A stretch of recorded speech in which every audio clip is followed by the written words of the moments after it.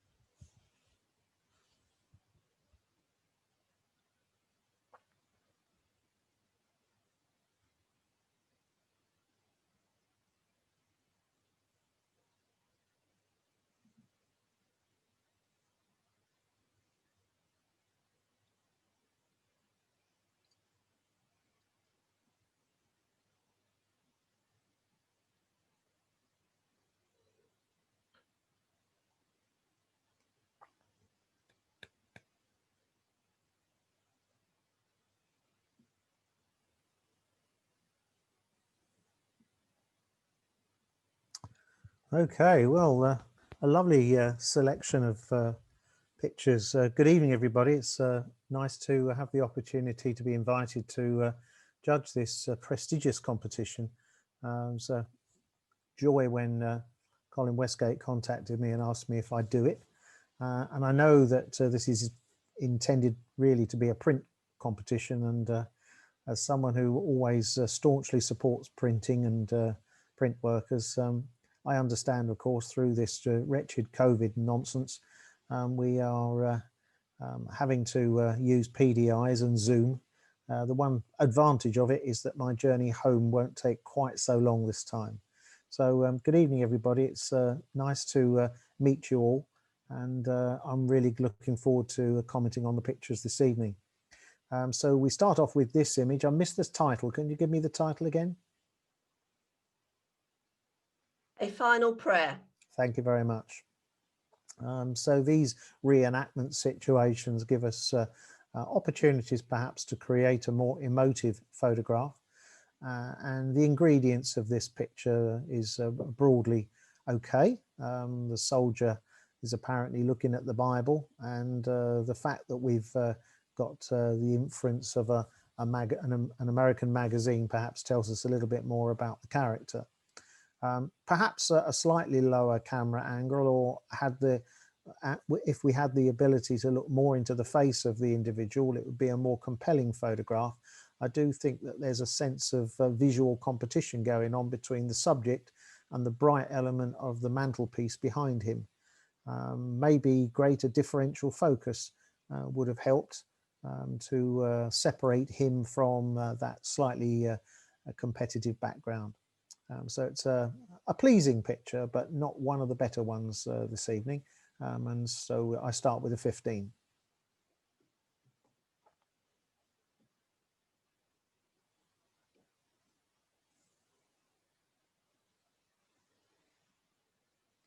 Oh, there you go.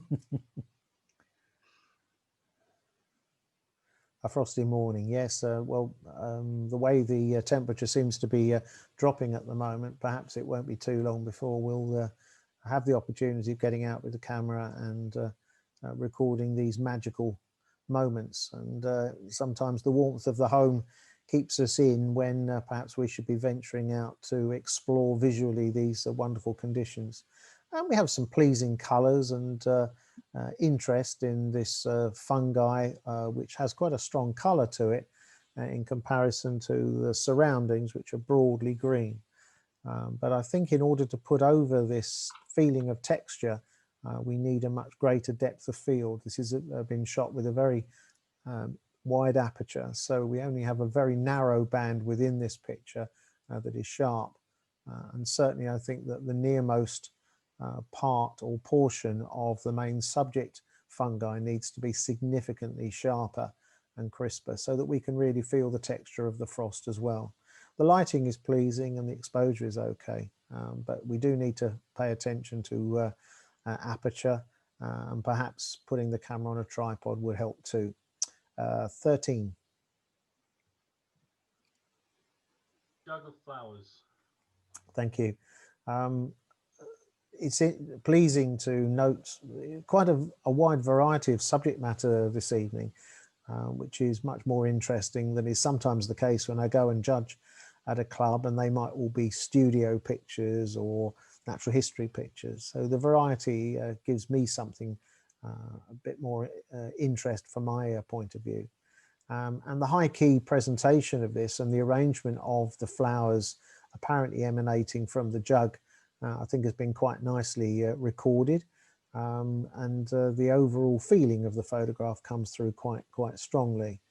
I would have liked perhaps a little bit more connection between the flowers and the jug. They seem to almost stop at the lip of the jug, and so had there been a slightly stronger coloured flower in the neck or within the jug, I think we could get a better visual believability of the photograph. Make a pleasing print and a nice gentle picture to go away with a mark of 17. A musical pose. Well, a very unusual, raunchy sort of outfit that this lady is adopting or sporting with this violin. Whether this is entirely a believable situation, whether she is truly playing or she's been given this prop in order to make out that she's playing, we really don't know. But she's adopting a certain stance that almost is challenging us to doubt whether she is truly playing or not. The thing that I particularly enjoy is the crisp quality of this picture that puts over very well the textures of the clothing that she's wearing and the shine on the leather, and the delivery of the boots comes through quite strongly. And the fact that her hair is lit quite strongly makes her stand out from the black background, and given that she's broadly wearing black, I think that shows that the photographer certainly understands how to control lighting in quite a challenging environment. 17. Golden eagle. Well, these majestic birds are apparently starting to improve in numbers, which is great. And of course, we understand that they have to predate on things, and here this is one enjoying a meal. Now, whether this is a staked out situation in the hide or something that you happen to chance upon, I think personally doubt that.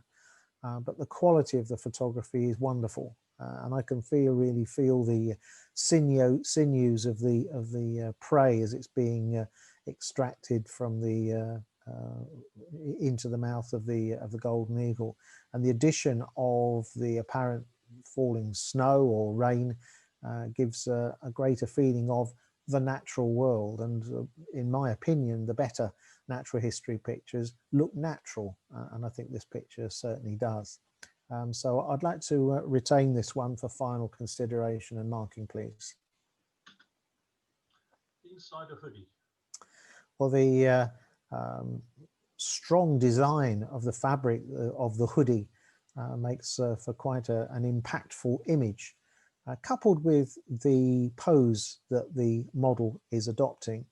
And I really like the eye-to-eye contact that we are achieving through the strong look of the model looking directly into the lens of the camera. The exposure has been handled very well. It's sometimes a challenge to present a model against a very white background because obviously that can present a certain concern in that it can sometimes dominate a picture. But I think the photographer has handled the lighting on the model sufficiently strongly that they stand out in such a case well. Were this my picture, I might just have toned down the tones on her tummy, and I might possibly also have just warmed the color temperature up. But that aside, I think I've got a very strong look. I haven't definitely decided on the final mark for this one. So it won't necessarily get top marks, but it's another one I'm going to mark at the end, please. Robin.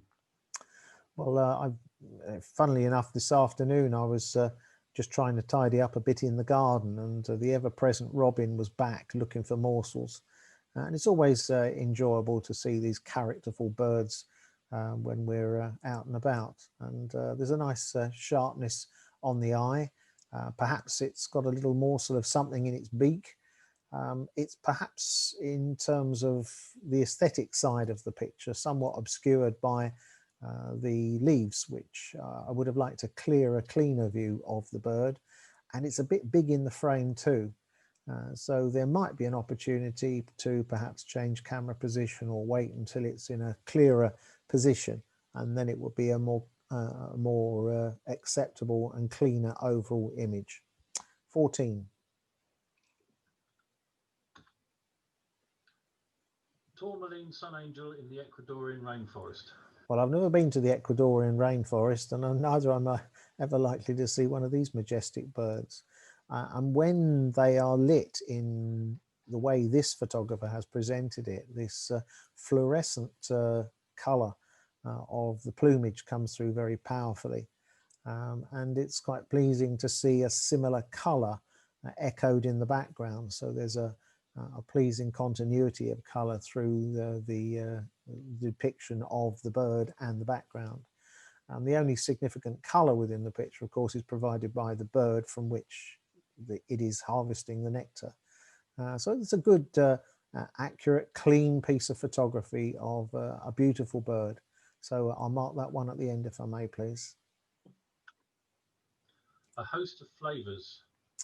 Well, given the constraints that we've all had imposed upon us of lockdown, certainly within my own club, a lot of people have been doing tabletop photography, food photography, and flowers. And perhaps this was produced in a similar way. And it's you could imagine this illustrating a page on a cookery book quite successfully. The distribution of colour, which is because everything is under the photographer's control in a studio shot such as this. I think the overall arrangement comes through quite strongly. Maybe there are one or two too many elements, and perhaps paring the image back a little bit might have been useful. Maybe a single spoon would have been better. As it is, we have ended up with a more or less symmetrical arrangement. A pattern, and often just breaking the pattern by a slight movement or change of orientation of one of the elements, or leaving out an element, might have changed the overall balance of the picture. It looks reasonably sharp, although I think it's a cinnamon stick through the middle looks just a little bit soft in comparison to the portrayal of the grains and the seeds that are in the rest of the photograph. 16. Misty round. Well, these are the sort of conditions that I certainly love to be out doing photography. I'm not a golfer at all, but I can quite understand the enjoyment of being on the fairway under such lovely conditions. The difficulty, of course, is wondering once you've hit the ball where the hell it's gone, because you might not be able to see it in the mist. But I like the narrative of this picture. All these golfers are waiting their turn to drive the ball off, and that story comes through really successfully. The feeling of the warmth of the sun comes through very powerfully indeed. So I enjoy that very much. It gets a mark now of 18. A winter's day. I particularly enjoy the choice of proportion of the aspect ratio of this photograph, which very neatly embraces the subject matter. And a bit like the previous photograph, we are continuing the theme of mist, and that enhances the feeling of recession within the picture, coupled with the linking elements of the group of trees in the nearmost hill. And there's just another tree in the middle distance, and over on the right hand side a final little grouping of trees. So there's almost like stepping stones through the image.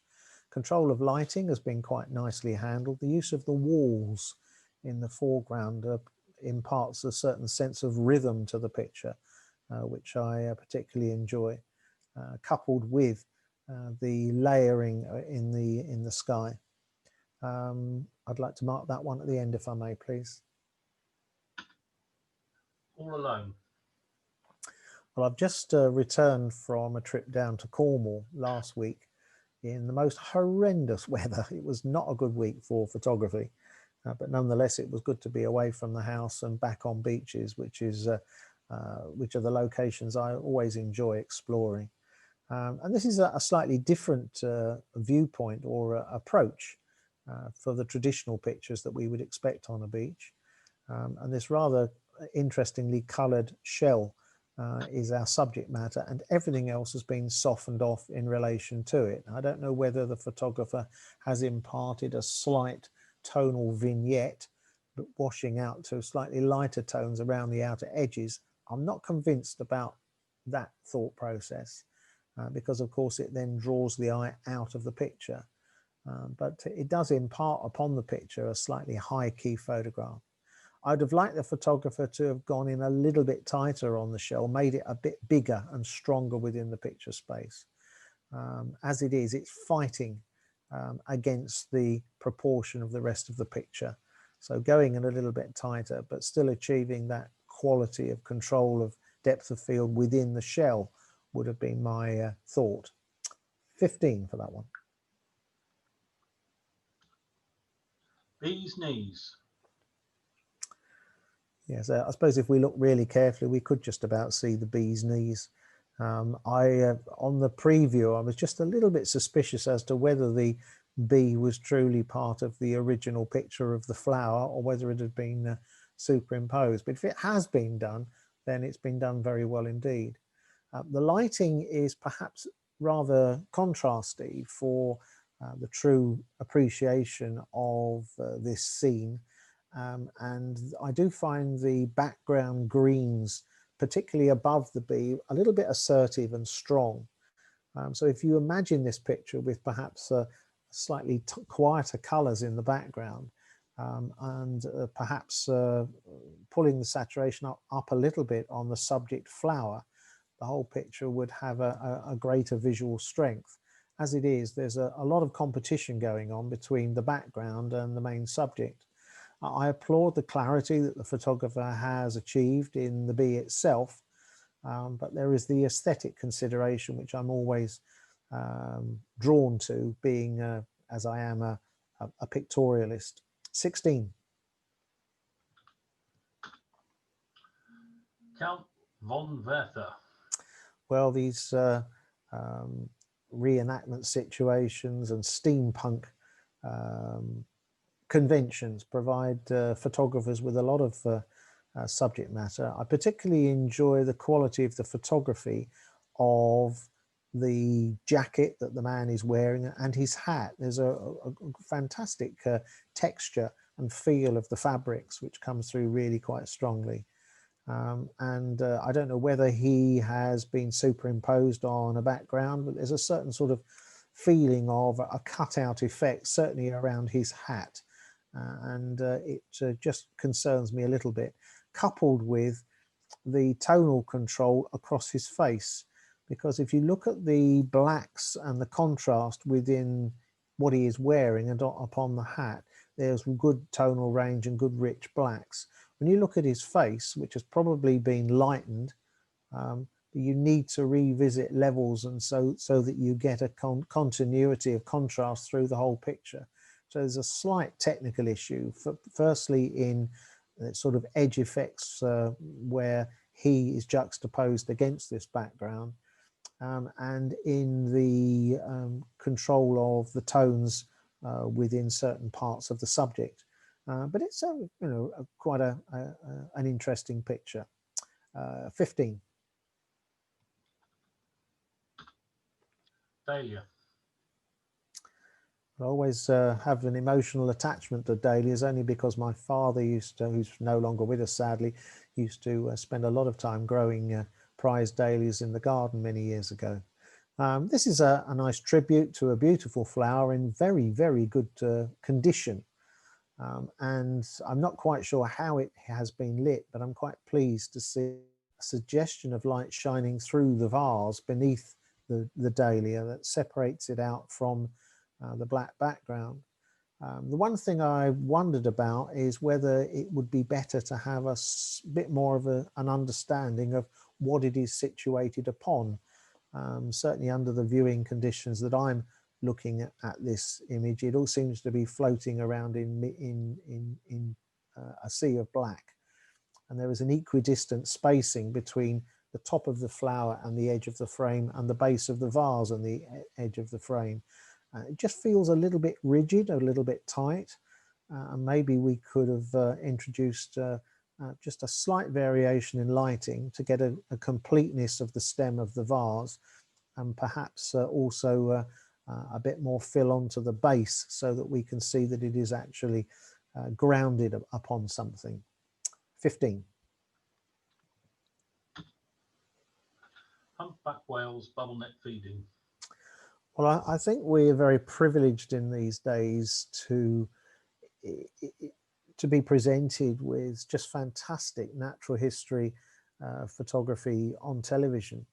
The practitioners of natural history in photography spend a lot of time on location, working away, and I've often heard it criticised around camera clubs. Oh, why do the natural history photographers always do better?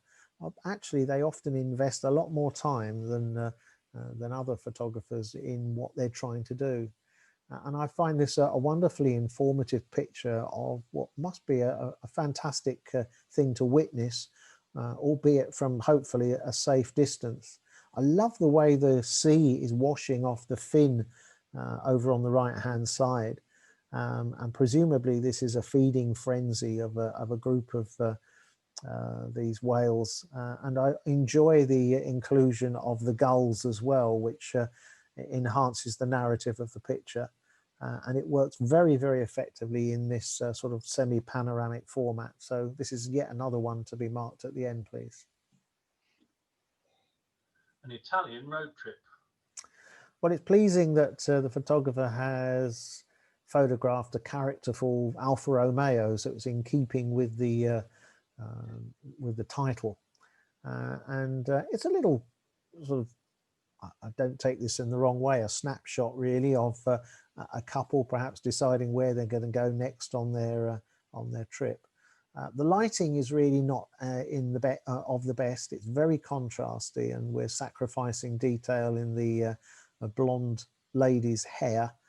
So she's washing out, and they don't truly separate out from the background. And perhaps I feel a little bit disappointed that I can't see more of the man, because that's part of the story. They are apparently working together to work out where they're going to go. So as an image that might illustrate an article about an Italian road trip, it would probably work quite well. As a competition picture, I think this is probably about a 14. Cantley under steam. Well, every time I am privileged to judge over in your part of the world, into Essex, I quite regularly see pictures of this location. Not that I've ever visited it, and I can quite understand why, because it's a really good location, coupled with, on this occasion, photographing it at night gives us a lot of visual excitement of the reflections in the water. So from a technical point of view, I think you've produced a really good portrayal of a good industrial location. There's always a danger when you have extremes of bright areas and dark shadows to have concerns of contrast, but the photographer has handled that in a very professional way. So as an illustrative picture, a travel picture of this particular location, I think the photographer's done very well, and it's another 17. Dandelion seed with water drops. Well, I'm sure we're all familiar with that wonderful phrase, less is more. And I do admire the simplicity of this picture, and the shape and form of the dandelion seed head supporting these water droplets makes for quite an interesting motif against this sea of white. As a PDI, it works reasonably well. As a print, I reckon it would work beautifully. So I just have that slight concern, because we're viewing such a sea of white, which is not as easy to accept in a projected or digital format. But as a print, when it's set against a paper base, then the picture probably would work more strongly. Slight concerns that perhaps the contrast has been cranked up a little bit too high, so we can't see the completeness of some of the water droplets. They are merging a little bit with the background in the digital version that I am viewing tonight, but maybe in the original image we do have that tonality. I really enjoy the suggestion of shadow beneath the seed head. That works very well indeed. 16.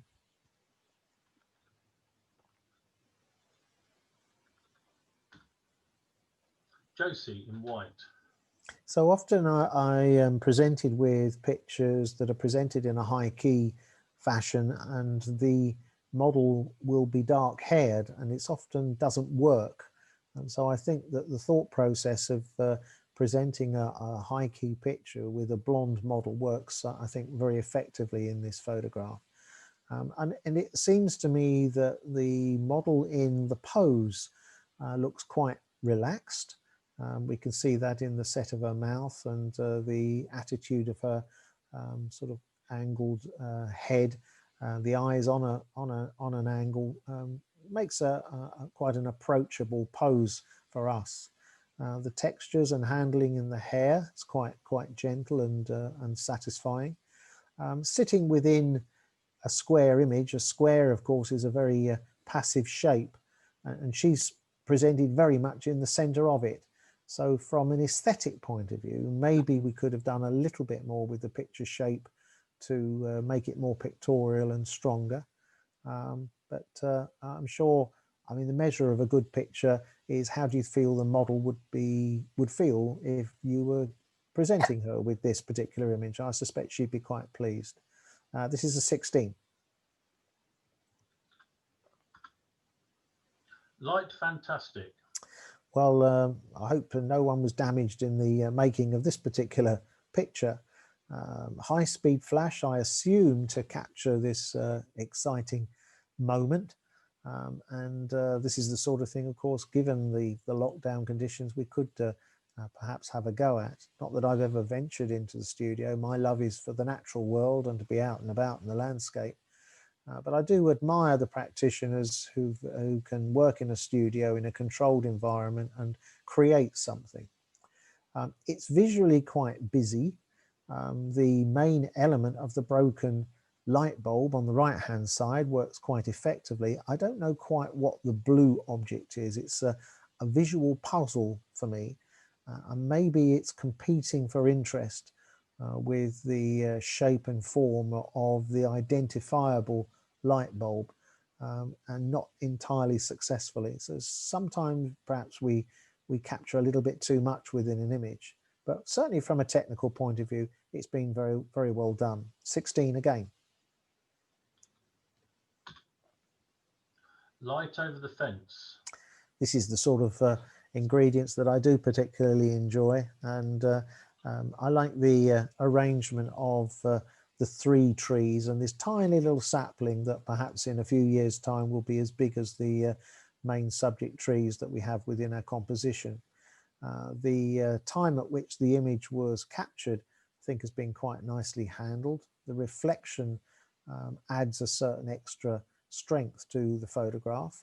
Whether I would have had the completeness of or as much of the reflection across the lower half of the photograph or across the base of the picture, I'm not quite sure. I'm just sort of holding my hand up. I suspect the photographer would defend it by saying that you wanted the completeness of the tiny little sapling in the reflection across the base. If that's the case, then perhaps it needed a little bit more space beneath it, or you could have sacrificed it and maybe just placed the emphasis on reality and provided the base as just the reflection more of the reeds. But I do like the time of day, the feeling of atmosphere, the overall exposure. It's a 17.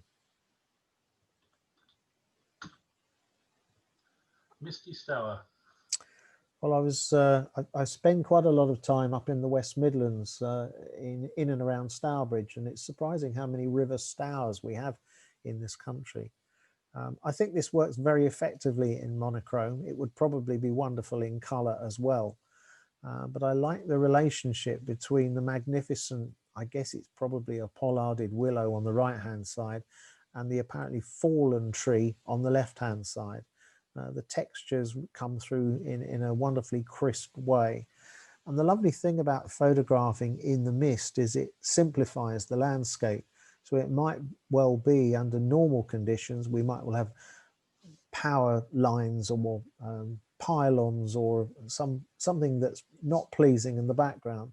But because we're photographing on a misty day, it simplifies the scene and gives us a really strong but graphic picture that always works well in monochrome. So this is another one to be marked at the end, please.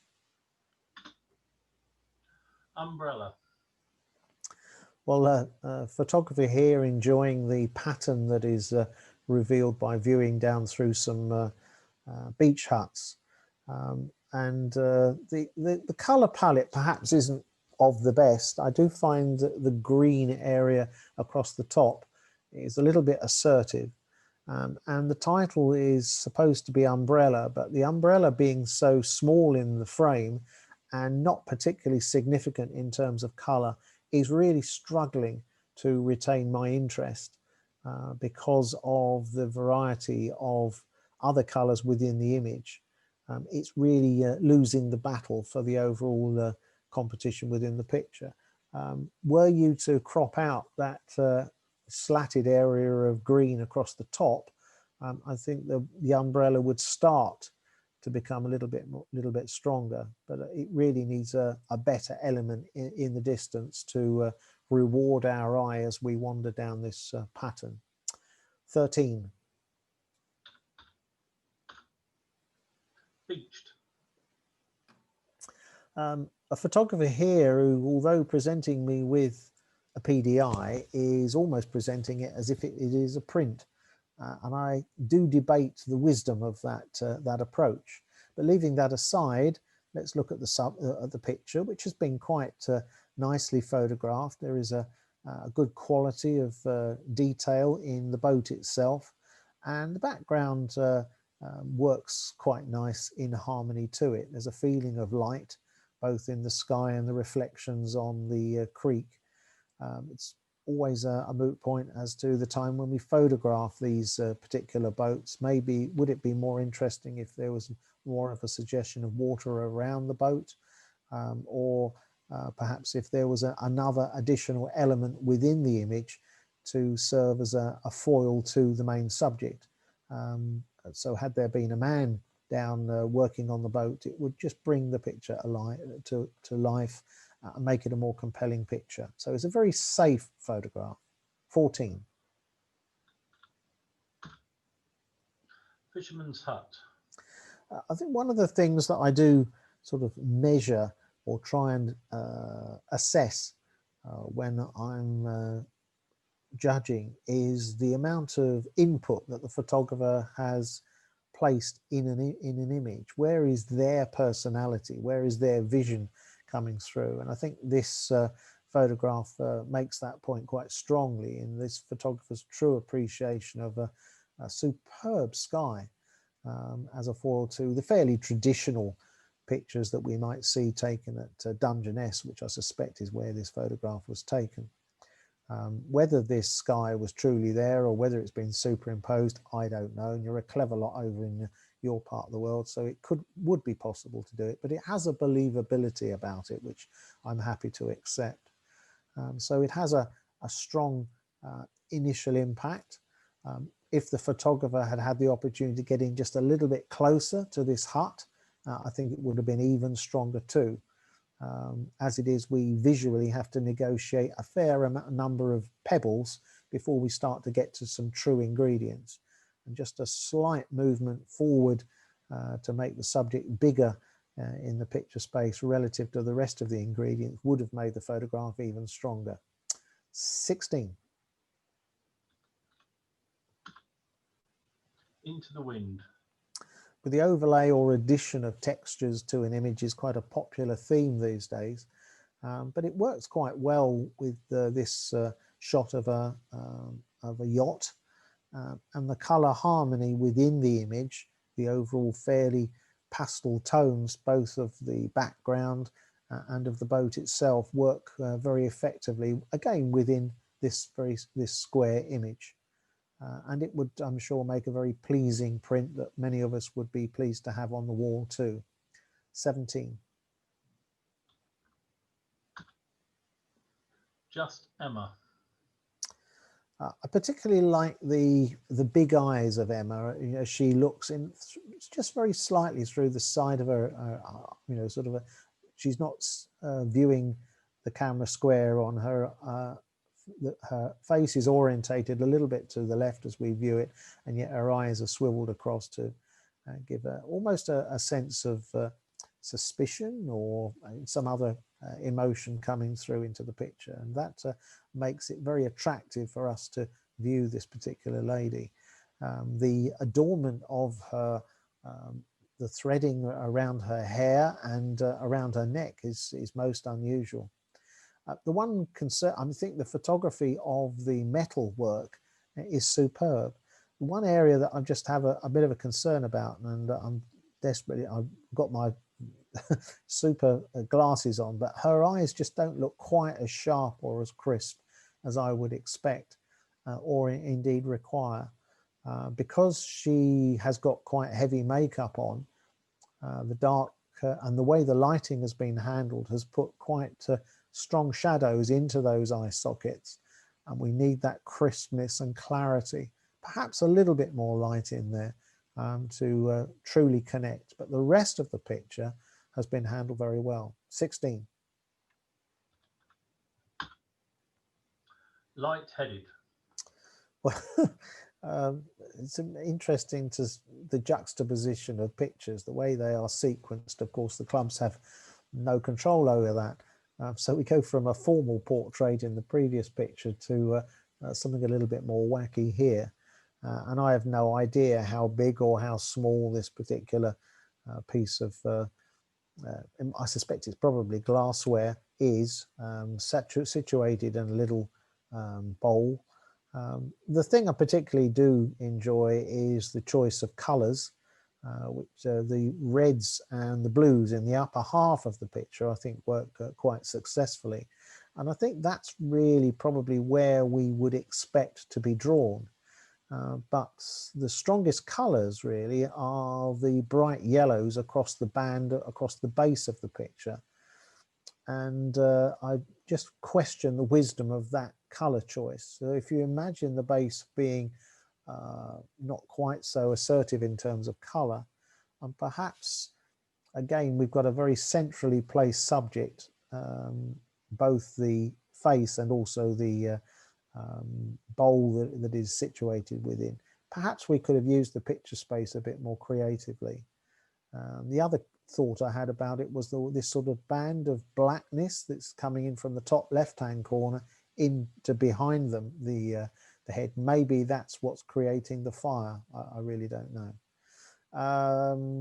Tricky one to mark, but I'm going to end up with a mark of 16. Mountain winter, Iceland. Well, you almost expect a judge just to jump in and start talking straight away, but sometimes pictures just need a little bit more time truly to appreciate the beauty of the location and the quality of light that this particular photographer has employed to capture this particular place. I have the pleasure of going to Iceland 4 times, but never got into this sort of location. I particularly like the pattern in the foreground that creates sort of an emphasis of depth within the picture. We feel that we can visually walk through this picture because of the little pools of light that punctuate this overall image. Traditionally, we quite often would expect to see a line of walkers that would provide or climbers that would provide a sense of scale within the picture, but I think sometimes the majesty of a location is sufficient for us to truly enjoy and appreciate it for what it is. 18. Queen's Ferry Crossing. Lighting, of course, was important in this photograph, and one admires the vision of the architect that can come up and create something that is visually so pleasing and yet serve an important purpose. I suspect perhaps in the processing of this picture, the background has been subdued quite a lot to further emphasize the structure of the bridge. Perhaps it's been taken a little bit too far, and the bridge, of course, is very centrally placed within the overall picture space. But it is a very nice record of this very pleasing structure. 16. Storm coming in. Well, again reminds me of my trip down to the West Country last week, and we didn't quite have such stormy, exciting lighting as this. It just seemed to rain relentlessly, but one can all imagine the excitement of the photographer as he or she witnessed this incredible atmospheric conditions. And the feeling of the onset of rain is very strong, but there's always a glimmer of light here provided by the sun, which is lifting the overall feel of the picture. And quite often when they deliver the weather forecast on the television, they use a backdrop image, and one could quite believe that they would perhaps use this to good effect. So it's an exciting picture. Another one that I want to have a look at the end, please. Okay, we're halfway, Chrissy. Are we taking a break there? Okay, Yeah. I'm happy with that, if you are. Yep. If we can be back, please, for 20 to 9, please. Thanks, Steve. What was the title, please? All keeping a watchful eye. Okay. Street photography always a challenge, because you're dealing within a moving environment. You don't have anything under your control. And often what people do is we'll find a good location and then hope for the right sort of ingredients, the right characters to come into the scene. Whether the people in this photograph were under the photographer's control or not, I'm not really sure. But there's a slight sort of edgy atmosphere which I pick up on, which perhaps is strengthened by the monochrome treatment. I wondered if the picture was sort of running out of steam above the horizontal girder in the upper half of the picture, and maybe just cropping down a little bit would further strengthen the relationship between the three people in this photograph. Indeed, the character on the left-hand side looks very similar to the person who is apparently included in the picture on the right-hand side. Whether that is true or not, I don't know. So it poses a few questions which aren't fully resolved in my mind, but certainly presents an interesting image, which goes away with a mark of 15.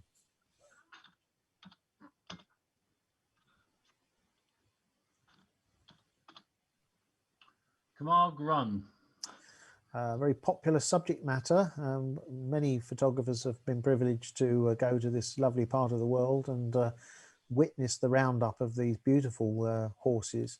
And the thing I particularly enjoy is the quality of light that the photographer is using here to really draw out in a almost three-dimensional way the significant group of horses that are apparently coming towards us. Background gets a little bit messy, and indeed the highlights are a little bit strong certainly on the left hand but one horse.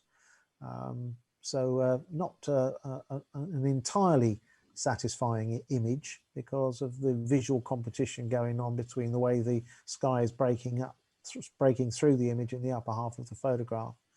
And maybe in the processing, the photographer could pull a little bit more detail out in the shadows so that we could see a bit more of the shape and form, particularly of the main subject, centrally placed horse.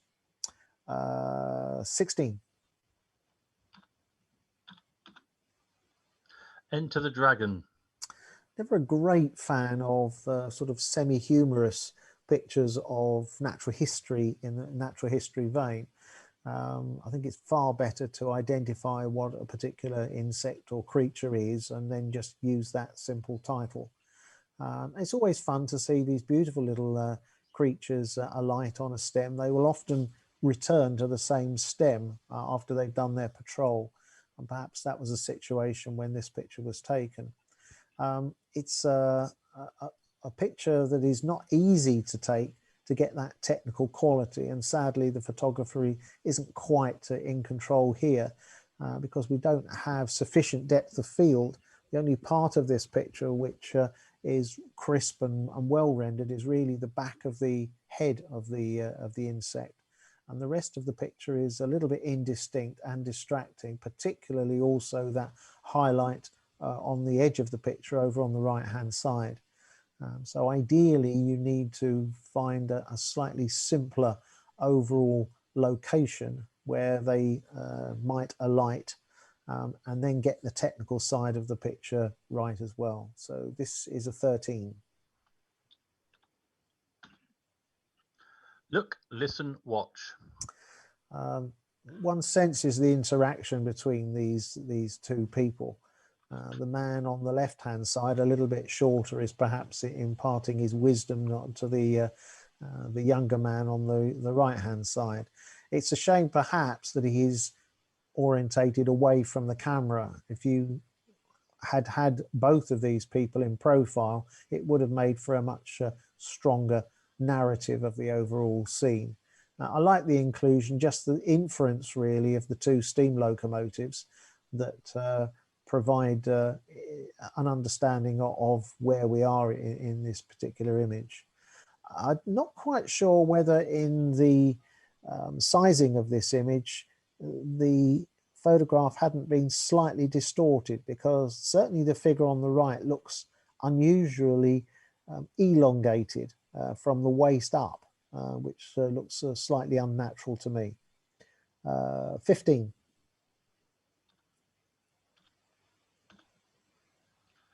Managerial emotion. Don't tend to see so many pictures of the people who are involved around the football game. I've judged quite a lot of pictures of rugby or of football, of the participants on the pitch, but it's nice to see something a little bit different here. And the wonderful sort of theatrical lighting of this particular man has allowed him to stand out wonderfully in the atmospheric conditions that you were photographing in. And you've certainly brought a good crisp rendition of him in the location. Whether it would have been even stronger in colour, it's difficult to tell, but certainly the monochrome treatment has been well handled, and so it has a good technical quality to it. 16. OC view. I've seen a few pictures of these wonderful, comparatively recently installed huts, and I think this one has been handled very well by the photographer. Taken at an excellent time when the sea has encroached around these sea huts, and simplified the overall scene. So I suspect we're using a significant neutral density filter to extend the required shutter speed. And I've learnt from doing my own photography that where you have the clouds are advancing across the picture space towards you, it is often better than having clouds running horizontally across the image. And this photographer has given us that sort of wonderful pastel overall color palette, which I think creates a very sensitive piece of photography with a very high degree of style. So I'd mark this one at the end, please. Ronnie's. A picture that perhaps needs a little bit more time to look. You should never look at a picture, you should always look into a picture. And as we do that, then we can start to see a little bit more detail into the shadow areas. I'm not entirely convinced about the relationship between the three main participants. In a way, it works in a similar way to the other urban picture that we saw at the commencement almost of this half of the judging.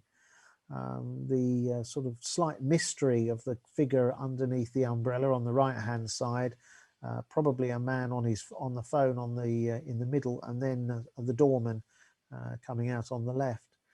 But of course, whenever we have writing in a picture, that will always dominate the photograph. So I think that if you're going to include writing, and certainly it provides an understanding of the location, I think the other ingredients need to be as strong, if not stronger than the visual strength of the writing for the picture to read properly. So I need more information in the shadows to really get to grips with this photograph and really what it's all about. 14. Stag in dawn sun.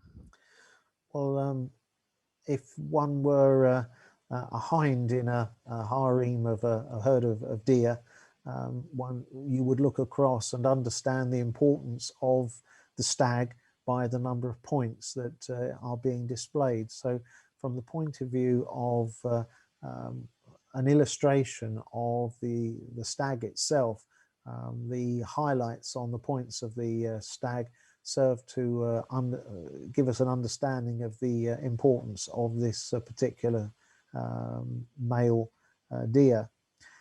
Perhaps the high contrast has sacrificed a little bit of our ability to separate out the back of the head from the background. And I do find there's a slight visual distraction included by the area of vegetation just in front of his nose. And if you imagine the picture with a bit more understanding of location, a bit more environment, I think the photograph would be much stronger. But I do enjoy the lighting. 16. Left high and dry. Well, whenever we come upon boats, because of the shape and form of a boat, they can often create a pleasing foil in a coastal scene to the environment, to the location. And certainly the sort of orangey tones in the lower half of the boat, within the boat, work quite effectively with the blue. But in the competition environment, certainly at inter-club level, against the wonderful work we've got this evening, I find this as a really quite a factual picture that needs a lot more photographer input, and perhaps a more exciting sky or some other ingredient to lift this up to get some of the better marks.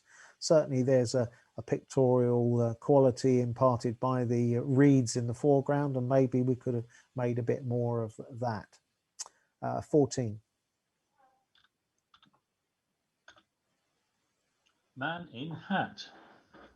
Well, the characterful hat that the man is depicting perhaps tells us a little bit about the man himself. There's a certain wry smile across his face, which I quite enjoy. And as a portrait of this particular man, I think you've done a reasonable job. The way you've got drawn out the textures of his facial hair, I think works quite effectively. So I think from the point of view of a record shot of this man, perhaps with a suggestion that he enjoys the outdoors with the hat, might be a photograph that the subject himself would be pleased to use for his own enjoyment. As a competition picture, I appreciate the technical quality, but there are others that reach out and are much stronger for me. So 15. Pallated Gibbon. Well, a pileated gibbon, I'm really not familiar with what part of the world we might photograph this particular wonderful animal in, but here the photographer's gone in really tight on the eyes. The band of focus is quite shallow, but I think certainly the nearmost eye is sharp, but the furthermost eye is just a little bit soft, certainly over on the left-hand side. And so I can understand the photographer is photographing under really quite challenging lighting conditions, which is brave and is good. But the technical side of this picture is just a little bit soft. The muzzle and the nose is sharp too, but we need that slightly better depth of field, and a bit like one or two of the other photographs, just a little bit more information within the shadow areas would give us a much better understanding of the shape and form of the overall head itself, which would be stronger. 15. Regret. Where has my life gone? Well, I'm sure many of us can connect with the thought process that the photographer adopted in putting this picture together. And whether this is something that he or she has constructed or came upon in an art gallery, I don't know. But I like the clean simplicity of the photograph and the overall design the way the frame has been filled with the ingredients of the clocks and the single figure. And the fact that the rest of the picture is monochromatic, whether it was like that in reality or this is a product of sort of color popping, I don't know. But it's a simple, clean, quiet little picture that I appreciate, and it gets a mark of 17. Shooting stars. Very popular these days to photograph the Milky Way, and I think it's a credit to the photographer that there is apparently no significant noise in the image. And I remember many years ago running a workshop up in the Cairngorms, and we went out for a meal and returned back to a shooting lodge late in the evening, and spent probably half an hour just admiring the night sky, with there being no light pollution at all. And it was just astounding the number of stars that we could see, when normally the London sky that I look up to, we're lucky to see 3 or 4. So I think the photographer has handled this in a very good technical way, and including the figure of the man, and beside his tripod, presumably another photographer, provides some measure of context. And you could imagine the photography magazines using that as a cover picture, and would be quite a strong seller, I suspect. 17. The castle. Yes, I've never seen any pictures of Eileen Donan Castle before. Well, not this week anyway. But I've seen a lot of weak, poor pictures of Eileen Donan Castle. But it's nice to see a photographer employing really beautiful pictorial light in such an effective way. And it's interesting to observe the change in the color palette between the warm tones that are caressing the bridge and the castle against the cold, steely blues of the background. So it gives an added feeling of depth within the overall scene. 18. The old paper mill. A good subject to photograph. We are often drawn to photograph decay and dilapidated buildings. So I'm sure there are plenty of pictures to be had in this particular location. Certainly the technical quality of the building itself, I think, works quite well. There is a slightly odd change in the tonality within the image between the building itself and the perhaps more gentle tones within the sky. Although it is a dramatic sky, you can see that there's a much higher degree of contrast element in the building than in the sky, and there's a slight mismatch in the image between those two elements. From the point of view of reading the photograph, I'm drawn quite strongly to the graffiti in the bottom right-hand corner, and I just wonder whether the photographer might have been able to take a step or two further round to the left, so that the building would dominate the picture rather than that slight distraction which was there. But you need to sort of think about the graffiti and how that relates to the rest of the image. So there were certainly the ingredients for a photograph there, but I don't think they've been truly realized either at the taking stage or in the processing and final finish of the image. 15. The pull of time. Very popular these days to use an extended shutter speed to record the movement of water. And that's what this photographer is photographing. And they appear to be metallic objects that are the main subjects within our photograph. I particularly enjoy the sort of black element with the hole in it in the middle distance. Almost looks like a flag being held up. It doesn't quite have the technical quality. I need these to be significantly sharper and crisper. And I know from personal experience, when you're photographing a longer exposure with a tripod on a sandy beach, the water can get in underneath the tripod feet and just create a little stiffness in the final image. So I think this needed a bit more technical clarity so that we could feel the subjects in a much stronger way. And maybe in a compositional way, we could have got a slightly stronger arrangement of the two significant groupings of elements. 15. Abigail.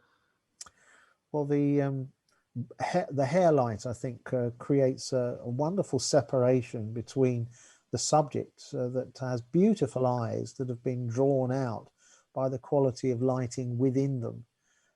And the change in the colours here, the reddish hues in the background, rosy, almost a rosy sort of colour, works very effectively against the colours of her skin and the echo within the colour on her lipstick, which I appreciate. So from a technical point of view, it's beautifully sharp, a real texture in the nearmost areas of her hair that works well.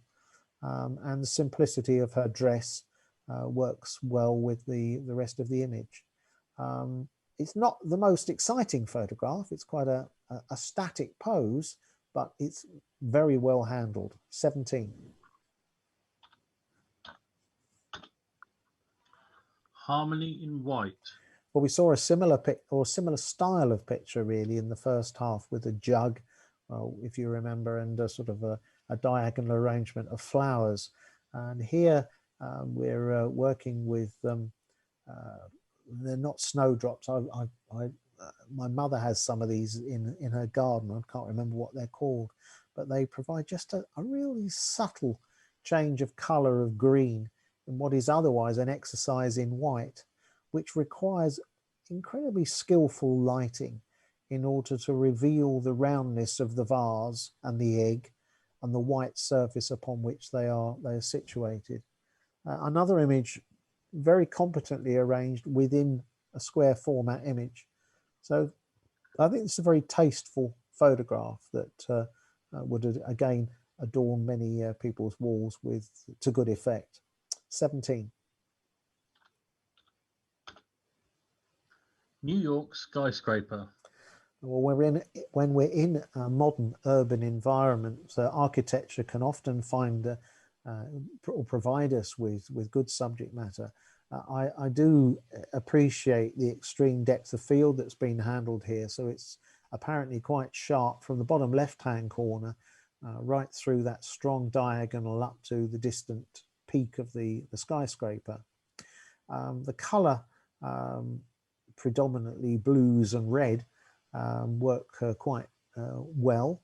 The one disappointment perhaps for me is that the reflection in the building in the lower half isn't that particularly interesting because the lighting isn't in the photographer's favour.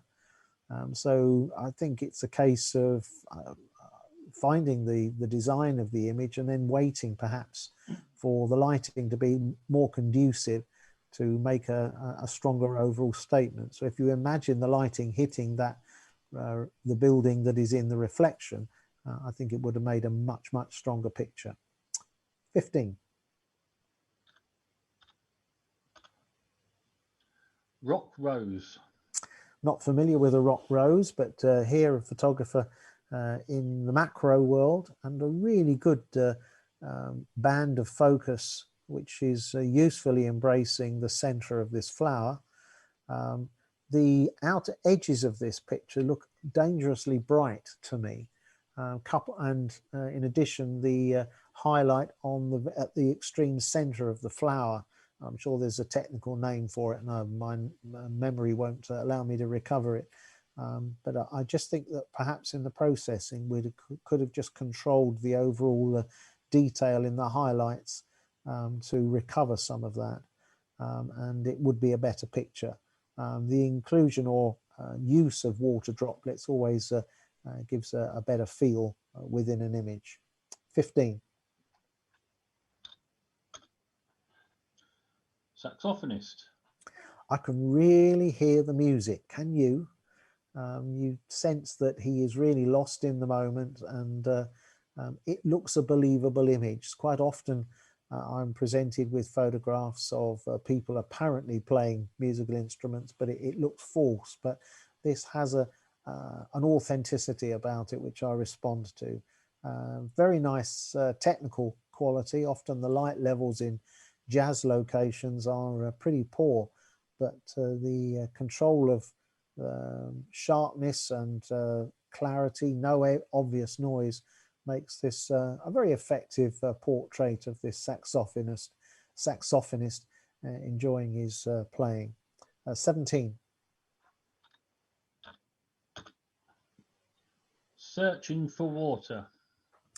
Well, we sort of are drawn into the natural human world, and we think about our own plight when it doesn't rain, but perhaps we don't necessarily always think about how it impacts on the creatures that are around us. Perhaps that is the thing that the photographer is asking us to think about within this picture, which from a technical point of view has enough of the inset sharp for us to see the detail and the hairs that surround its body. The background, of course, upon which it is situated is a little bit bright. There's nothing you could have done about that. So it is intended perhaps to be a more illustrative photograph of the plight of the wasp or insect, whatever it happens to be, searching for water.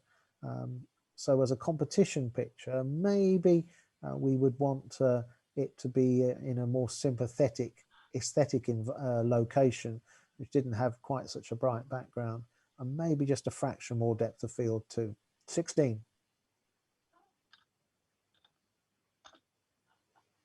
The trainer. Well, it's interesting that there are two very similar pictures coming up almost one after the other in the sequence, and so presumably by two different clubs. So perhaps this was an organized event.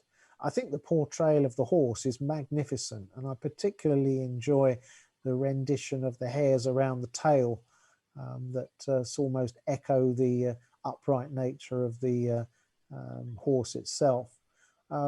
It would be great if the photographer could have in some way drawn out a bit more information of the handler, because he, being dressed in black, is set against a black background, so he's visually a little bit lost.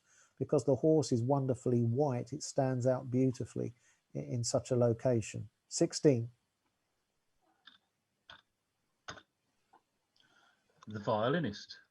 Well, no attempt to make us believe that this is a violinist, just about to play. This is just working with the graphic shapes of the part of the violin and this attractive young lady. And certainly the degree of difficulty of getting the plane of focus sufficiently deep so that we could embrace the texture of the violin in the foreground, but also reach into the eyes of the model, has been well thought out.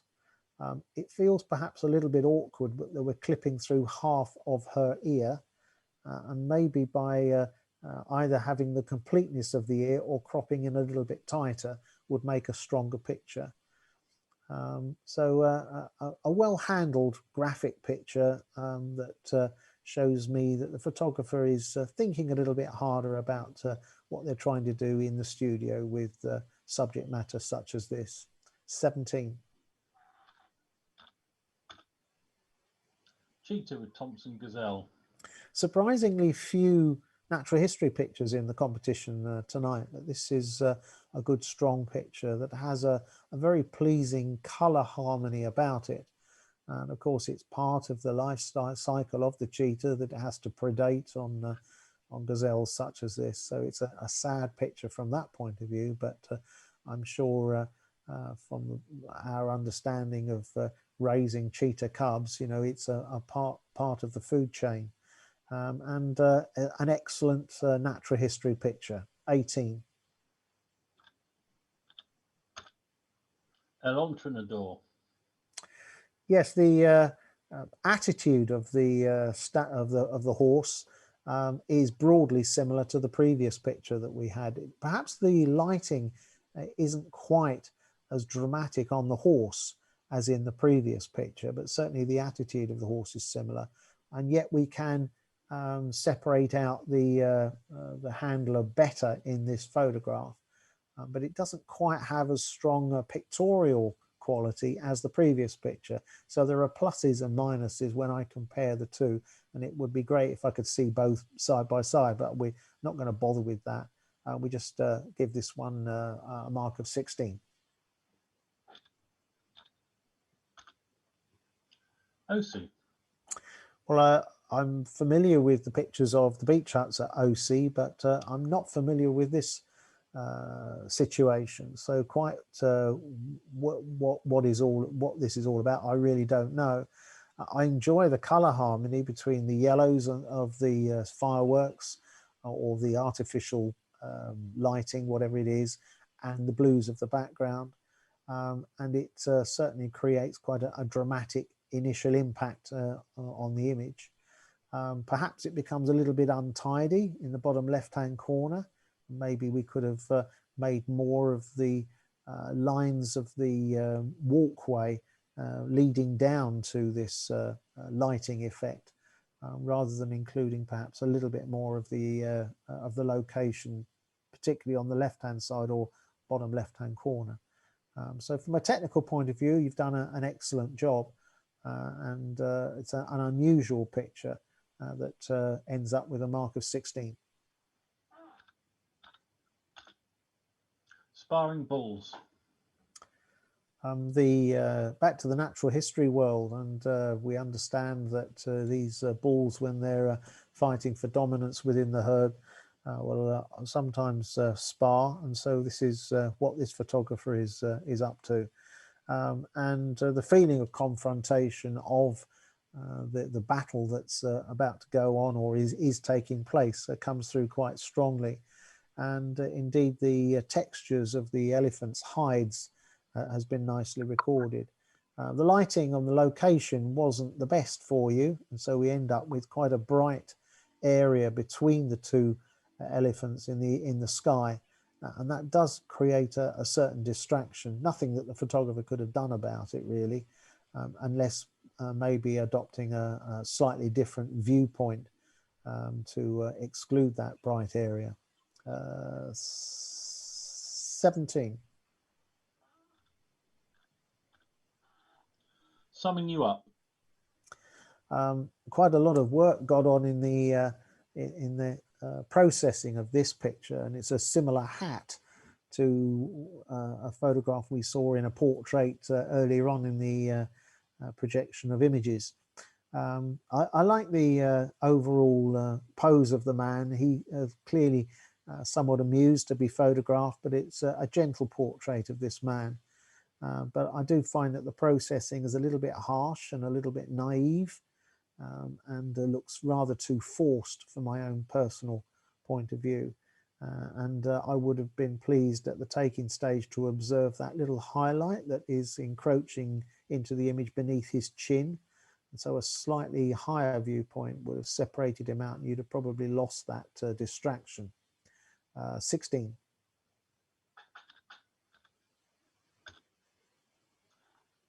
Tony Martin. Back to colour popping, and certainly the gear that the riders wear these days, wonderfully colourful, and gives us fantastic opportunities. Here it also allows us to see the exotic nature of the bike, and the very advanced aerodynamics that they employ with their helmets and so forth to allow them to cut through the air in an efficient way. At the taking stage, the lighting was of course coming in from the right hand side, and had the lighting been coming in from the left, then the rider himself, his face would have been much more strongly revealed. As it is, he's in semi silhouette, and in fact the brightest part of this picture is the rider's bottom. So I think it creates a bit of a difficulty for me to truly appreciate this particular rider. And the color popping technique, whilst it's valid in some images, I'm not convinced that it is making a silk purse out of a sow's ear in this particular occasion. It still goes over the a reasonable mark, but it's not one of the better ones. 15. Tunnel in Herculaneum. Yes, extraordinary location. And presumably this is someone that is known to you at the end of the tunnel that is adopting this star shape. Perhaps they're a little bit minimalistic, a little bit small, aren't quite dominant enough to carry the picture. But that feeling of perspective, enhanced perhaps by using the monochrome technique, is reasonably effective. 16. Yellow baboons at dawn. I think the thing that probably excites most of us and makes us reach for a camera is a quality of light. And it is the quality of light in this picture that I particularly enjoy. And as we look at this scene, we can truly appreciate each of the 4 participants and how they are orientated and relating to one another.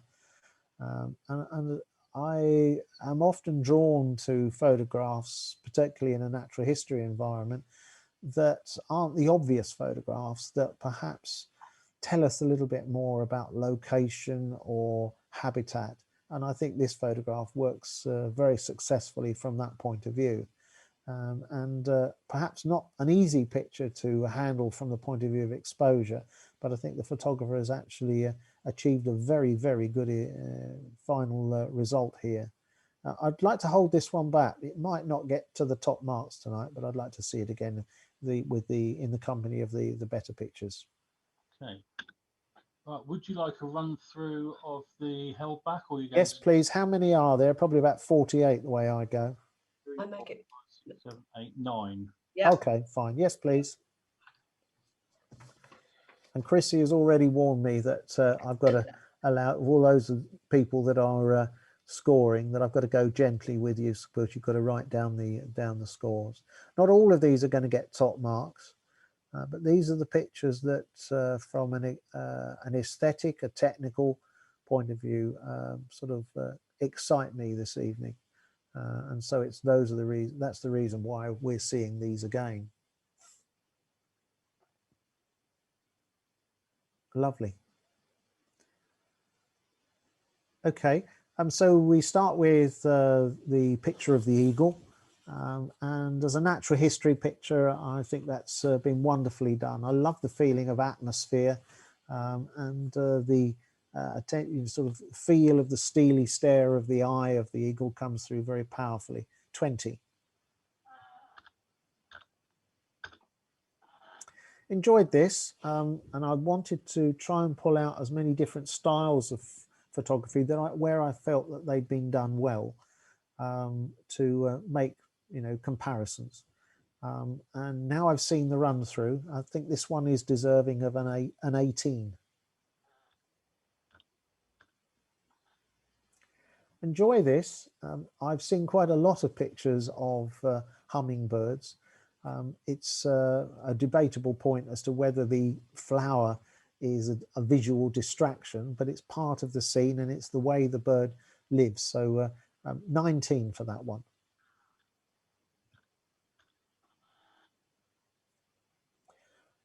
Primarily, I'm a landscape photographer, and I'm often harsher on landscape photographs than I am on lots of other genres, because this is my own particular love. But I think this has been very well handled, and that's an 18.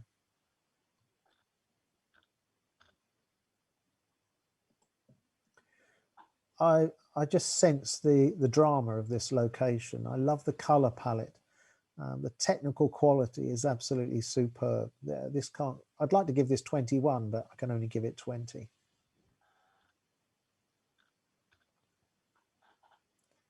Much more traditional in its style, and it's interesting, and I didn't comment upon it originally, but I like the suggestion of the other tree behind the main subject tree in the distance, which it is important because it provides a better feeling of depth within the overall scene. 19.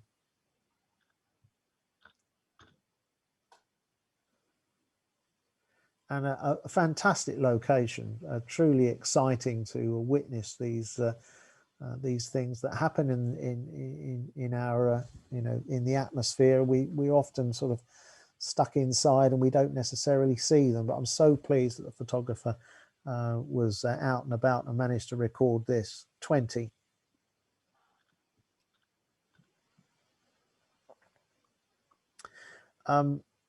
I really appreciate the handling of this. It's a wonderful technical piece of work. You make a beautiful print. So please, if you haven't yet considered it, please do print it and put it on the wall because it deserves to be there. I have seen this same picture done before by other photographers, and with a slightly different way of handling it. But I do really appreciate that photograph. 20.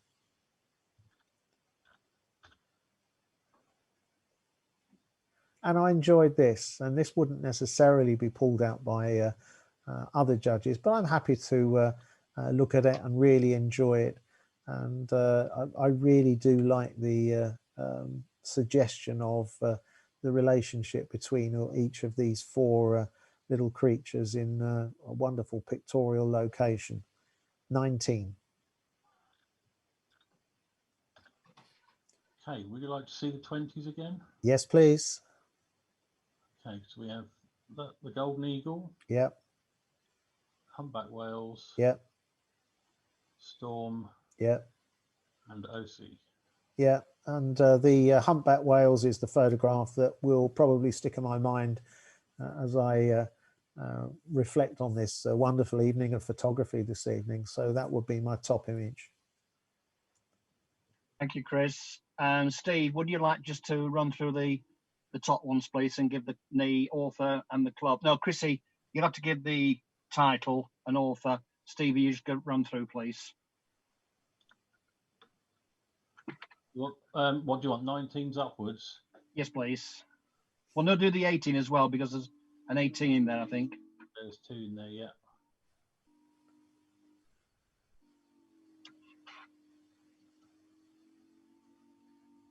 Sorry, storm coming in. Bear with me a moment. I haven't got these in any particular order, so give me a moment. A storm coming in. That was in section 4, wasn't it? That is Rob Johnson from Springfield.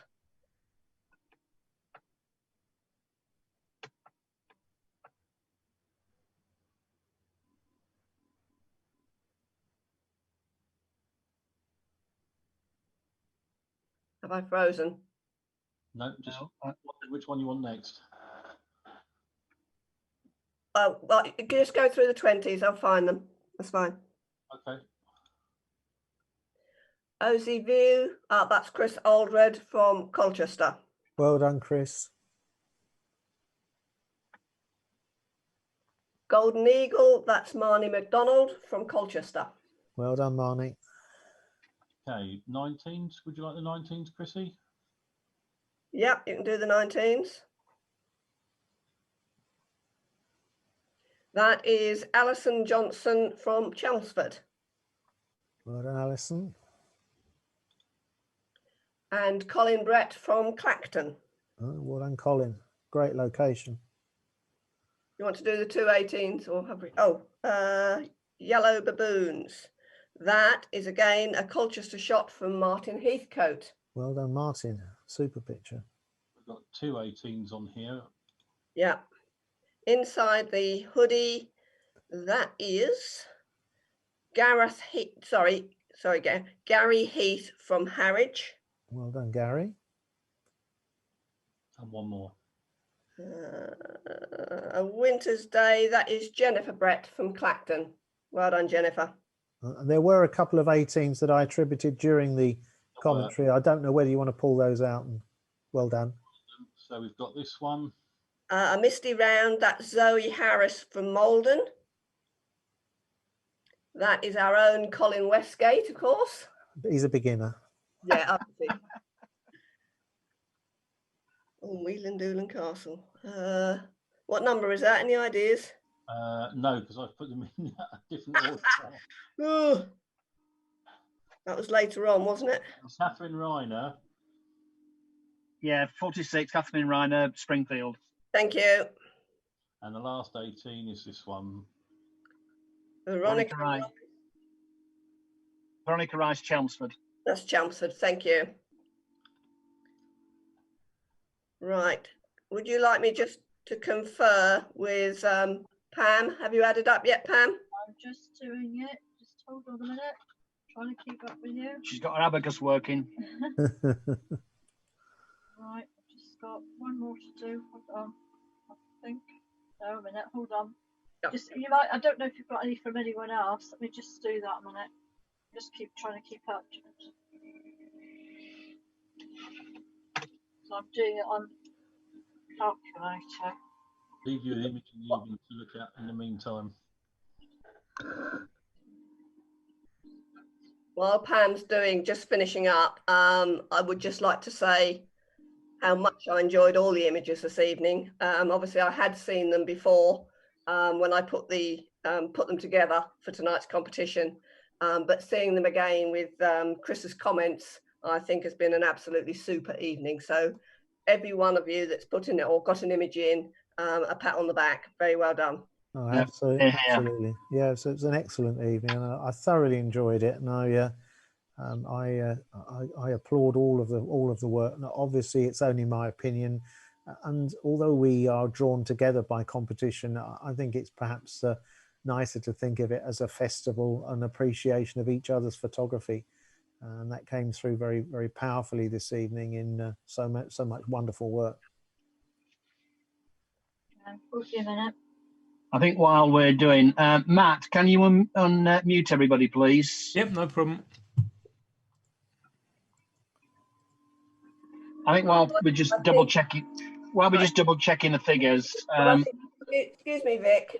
Has Wendy got her spreadsheet done as well? Yep, I have. Right, so we can do it together. So I think we've got the results if you want. Yeah. Yeah. Have in joint 7th place, we have 127 points, Helsted and Malden. Correct. Yeah. In joint, hang on, I missed one out. No, last, yeah, that's right. Yeah, last place, yeah, is Braintree with 114. That would be in 8th place. Let's say Helsted and Malden with 127 in 7th place. Yeah. Joint 6th.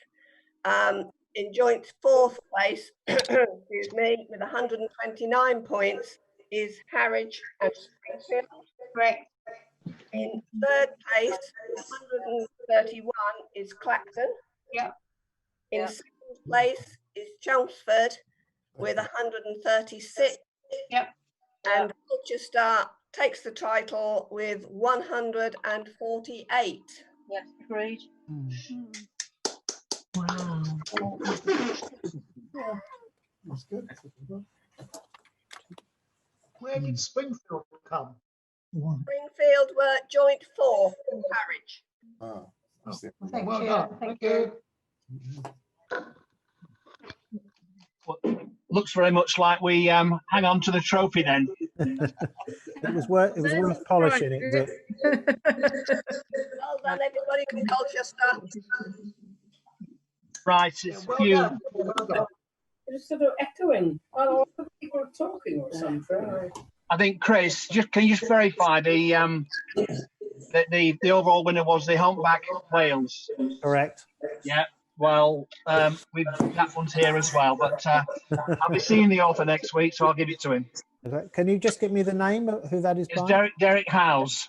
Okay, very good. He was actually out on a boat for about 8 days, and he was paddling in the water. That's why the angle's so low. Very good. Right, just a few thank yous now. I think first of all, thank you to the Coaster team. Steve, Eve, all for doing the projecting. Not an easy task like this. To Matt, can we be a little quieter, please? to Matt Biggin for handling the Zoom technology, and to Mrs. Spreadsheet, Chrissy Hart, for keeping the stores on. My wife doing it manually next to me. What a superb evening. But I'm going to ask Colin to do the photo thanks. But before I do, I would just like to thank Chris for giving up his time. And I know he's extremely busy assessing people's work and helping them towards their distinctions. But Chris, thank you very much for doing this honour for us. We do appreciate it. Thank you. Thank you very much. My pleasure. Right, if I'd like to ask Colin Westgate, please, if he's still with us. Yes, I'm here. Thank you, Colin. Okay, yes. Well, what a fantastic evening, and it's harder and harder in the EAF, particularly, to get quality judges now, especially as some of the better ones have recently retired. And so when we realised that we couldn't have the print competition and that we would have to do it by Zoom, it gave us the opportunity to get a judge from outside the area. And I've known Chris for many years now, and he's a good friend of mine, and he was my first choice, first one to ask, and he immediately accepted, which I was very, very pleased with. And you've seen the outcome of that tonight. He's very experienced in judging and exhibiting, and been on the panels of the RPS as well, and he knows his stuff. And tonight we've had a challenging evening in the sense that the quality of work was excellent, and very, very difficult to separate them out to give scores to them. We've seen a wide range of genres, but Chris's experience again has enabled him to give a very perceptive and well-rounded appraisal. The 8x8 is one of our top competitions of the year, and we do need a good judge for that, and we really couldn't have done better than we have this evening. I'm not biased just because Colchester won it, incidentally, but maybe that's a factor too. But no, I am serious. Chris did a marvellous job tonight. We've had an excellent evening, and there's one thing that sticks on my mind, one quote that Chris made, which I will remember, and that is to say, don't look at pictures, look into them. And we've seen that tonight in great depth, picking out points in images that, unless you look at them closely and perceptively, you would otherwise overlook or maybe gloss over. So thank you for that insight, Chris. It's helped, I'm sure, many of us to get a bit more out of looking at pictures in the way that you suggested. We had an excellent evening. It's not about winning, is it? Perhaps it is. I don't know. It's taking part. No, it's not about winning. It's not even just taking part, but it's about sharing images. I always say this about competitions. Some people say there's too many competitions. I always see them as a forum for sharing pictures amongst yourselves. Chris already touched on that with his summing up at the end. And we've seen some fantastic shots tonight, an excellent commentary of them. I can't thank you enough, Chris, for coming, giving us your time to give us such a super evening. Thank you very much. Thanks very much, Colin, for your kind words. Thank you. I really enjoyed it and appreciated the invitation. Thank you. Right, Roy, would you like to finish off? Roy Essery, our chairman, is he still with us? Yeah, I'm still here. I've been sitting back tonight, just enjoying it for once. And you've actually been quiet. I've been quiet for once, yeah. Well, really, there's nothing more for me to say. I think, you know, that the words that you said, Vic, and particularly yourself, Colin, and that, you know, that comment about looking into an image was one that resonated with me as well. And, you know, sometimes you know, people little words of wisdom, and you think, oh, I'll have to remember that. But I'll say Chris said it first. So no, I've thoroughly enjoyed tonight. Some excellent works. It's nice to see so many people, and of course, you know, as I've said before, it's one of Colchester didn't really embrace Zoom initially quite as much as some of the other clubs did early on, because we thought it would only last for 2 months. But since we have, we've really appreciated the value of it, and what we've seen tonight is you know, is proof of that. So thanks for everybody, and thanks very much for Chris, for you coming along and doing such an excellent job, Chris. Thank you. It's my pleasure. Well done, everybody. I'm now going to leave the meeting so you can be rude about me saying that bloody judge. Cheers, Collins, and give my love to Chrissy. Will Take- do. Thank Take you. care. Stay safe. Yeah. Bye, everybody. And you Bye. too, Chris. Chris. Bye. Thank Bye you. all. Bye. Bye. Bye. Bye, folks. Right. Okay, well, it's Colin's doing the London Salon next week, Colchester people. So I can't say a safe journey home because you're all at home, aren't you?